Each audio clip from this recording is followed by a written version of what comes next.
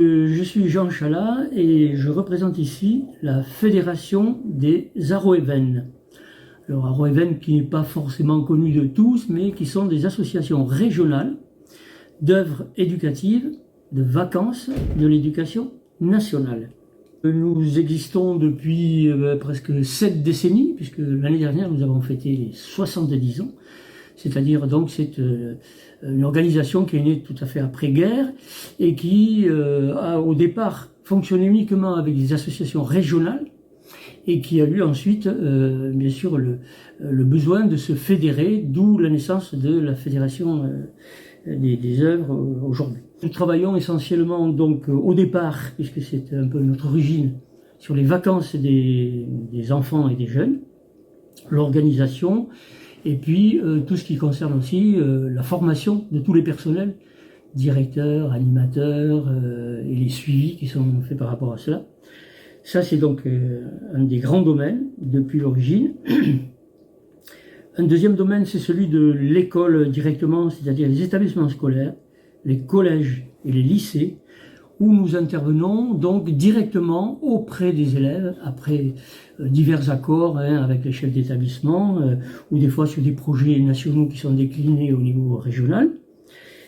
essentiellement pour favoriser la prise de parole des élèves, la prise en charge aussi de leur vie dans ce qu'elle peut être au sein de l'éducation nationale. Et nous avons en particulier, on s'honore d'être à l'origine des premiers foyers socio-éducatifs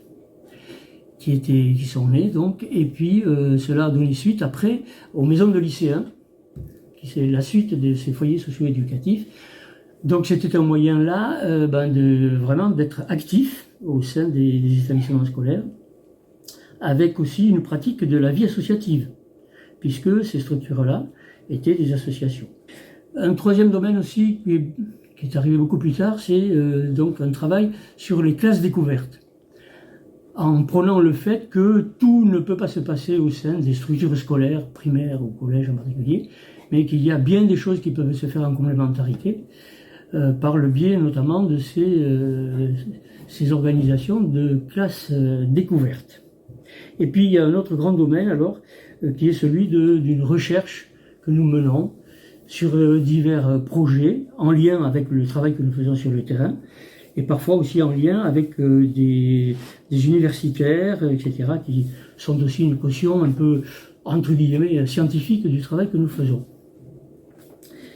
Alors, nous avons, dès le départ, la fédération a participé à la vie du Sécomsen. Pendant donc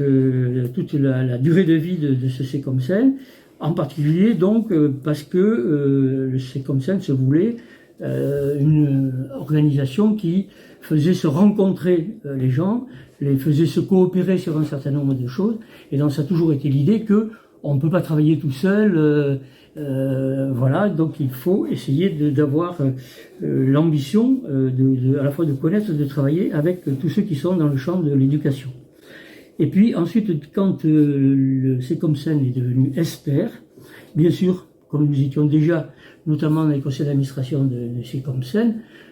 nous avons poursuivi et nous avons été à nouveau élus au sein du conseil d'administration de l'ESPER. Et là, je voudrais simplement marquer le fait que nous avons été particulièrement intéressés par l'évolution par rapport donc à ce qui a été fait, une évolution de l'ESPER qui a voulu faire que l'action se fasse au niveau aussi des territoires, avec des acteurs de terrain, ces acteurs de terrain étant en lien direct, notamment avec évidemment les élèves dans les établissements scolaires, ce que nous faisons donc depuis l'origine. Et ça nous a paru particulièrement intéressant, parce que mener des projets directement avec les élèves, c'est tout à fait fondamental si on veut que ce qui est traduit au niveau d'orientation générale, au niveau national, puisse avoir vraiment des effets sur le terrain. Et des effets à terme, évidemment.